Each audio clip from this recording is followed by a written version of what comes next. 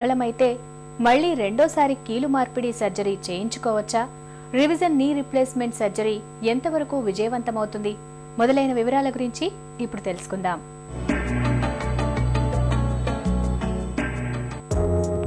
కృత్రిమ మోకీలు మార్పిడి ఆపరేషన్ అనేది కొంచెం ఖర్చుతో కూడుకున్న వ్యవహారం అనే చెప్పాలి.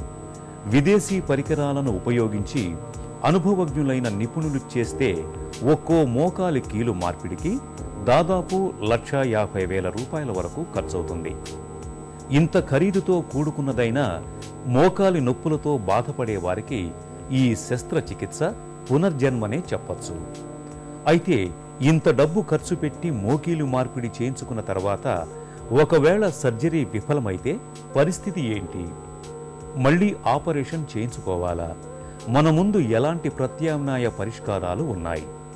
చిన్న వయసున్న వాళ్ళకి చేసినట్లయితే 40 సంవత్సరాలు ఉదాహరణకి చేసినట్లయితే ఆ వ్యక్తికి 60 సంవత్సరాలు వచ్చే లోపల అరిగిపోతుంది. ఇంకా ముందు కూడా అరిగిపోవచ్చు. ఎందుకంటే 40 సంవత్సరాల్లో ఉన్న వ్యక్తికి నీతుని మోకాలు జాయింట్ని ఉపయోగించే అవసరం ఎక్కువ ఉంటుంది, ఎక్కువ తిరుగుతారు, ఎక్కువ కష్టపడతారు ఒక 80 సంవత్సరాల వయసు ఉన్న వాళ్ళతో పోల్చినట్లయితే.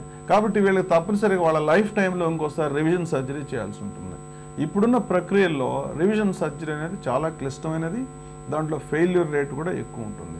దాన్ని దృష్టిలో ఉంచుకునే ఇప్పటి వరకు కూడా నీ ఆపరేషన్ రీప్లేస్మెంట్ అనేది వీలైనంత వరకు పోస్ట్ పోన్ చేసుకోవడం. పేషెంట్ ఒక 60-65 సంవత్సరాల వయసు అప్పుడైతే మంచి వయసు అని నా అభిప్రాయం. ఎందుకంటే 65 సంవత్సరాల వయసు అప్పుడు చేసినట్లయితే 85 సంవత్సరాల వయసు వరకు వస్తుంది. ఒక మనిషి జీవితకాలం 85 సంవత్సరాలు కాబట్టి పూర్తిగా సరిపోతుంది.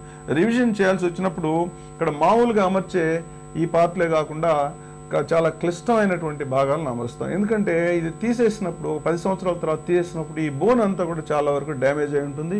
ఈ లెగమెంట్స్ అన్నీ కూడా సరిగ్గా ఉండవు, మొదట చేసినంత సులభంగా ఉండదు. కాబట్టి దాన్ని అమర్చడానికి రకరకాల బ్లాక్స్ అని, రకరకాల షేప్స్ అని, అలాగే పొడవుగా ఉంటాయి, వీటన్నిటిని తీసుకొని ఏదైతేనే ముఖ్యమైన ఉద్దేశం ఏంటంటే రివిజన్ చేసిన ప్రైమరీ చేసిన సాధారణంగా ఉండేటువంటి అలైన్మెంట్ని అలాగే దాన్ని రీప్రొడ్యూస్ అంటే తిరిగి దాన్ని నిర్మించడం అనమాట, దాన్ని చేయాల్సిన అవసరం ఉంటుంది. లోపల పెట్టే పార్ట్ కూడా దాదాపు 2 రెట్లు 3 రెట్లు ఖరీదుగా ఉంటుంది. మొదట చేసేదానికంటే కూడా 2-3 రెట్లు ఖరీదుగా ఉంటుంది. అందుకనే నీ రీప్లేస్మెంట్ చేసేటప్పుడు వీటన్నిటిని కూడా ఆలోచించుకోవాలి. వయసుతో పాటు వచ్చే మోకాళ్ల నొప్పుల్ని నివారించుకునేందుకు బరువు విషయంలో ముందు నుంచే జాగ్రత్త పడాలి. ఎముకల్లో తగినంత కాల్షియం కోసం పాల ఉత్పత్తుల్ని నిత్యం తీసుకోవాలి. అవసరమైతే కాల్షియం సప్లిమెంట్లను వాడాలి. ఎముకలకు పుష్టినిచ్చే విటమిన్ డి కోసం ప్రతిరోజు కాసేపైనా ఎండకు కూర్చోవాలి. స్విమ్మింగ్, సైక్లింగ్, నడకను ఒక అలవాటుగా మార్చుకోవాలి. మోకీళ్ల నుంచి నీరు తీయించుకోవటం, స్టెరాయిడ్ ఇంజెక్షన్లను తీసుకోవటం వంటి ప్రయత్నాలు చేయకూడదు. అలాగే పదే పెయిన్ కిల్లర్లు వాడటము మంచిది కాదు.